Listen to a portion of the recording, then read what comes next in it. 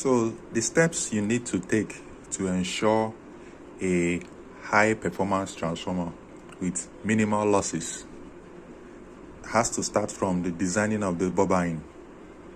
You have to take care and make sure that the accuracy of your bobbin is very, very high.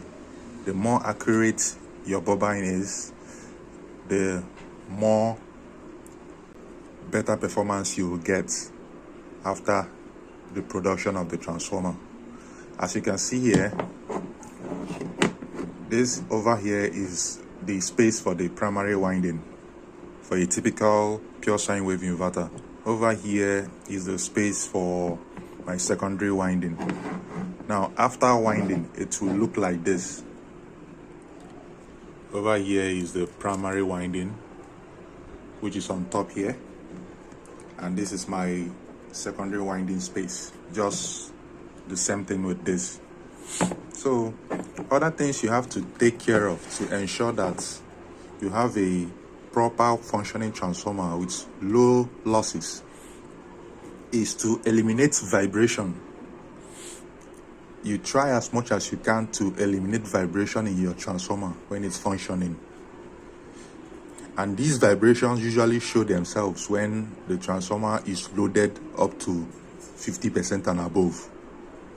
So one of the steps you can take to prevent such vibrations that will lead to losses, which will ultimately reduce the efficiency of your device, is to ensure that during winding, your coils, your winding are as tight as possible.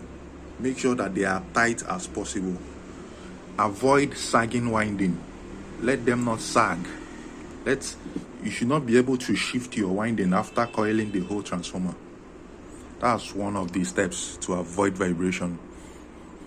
The second one is your lamination. When locking your laminations, make sure you lock your laminations properly. It's not when you lock one side tight, this side will be loose, this side will be tight, this place will be loose. No, they should be linearly tightened. If you do 50 tons here, do 50 tons here, do 50 tons, make sure that they are balanced in their tightening so that you don't get gaps. Make sure you don't get gaps in between the laminations. All the laminations will look smooth like this, no gaps, so that the vibration will be eliminated or minimized to the barest minimum. Because as you know, once your transformer is vibrating abnormally, the efficiency of the transformer will reduce, and ultimately the efficiency of the inverter you're trying to produce will also reduce. So this is all I have for you for now. Keep following. Please share this video. Thank you very much.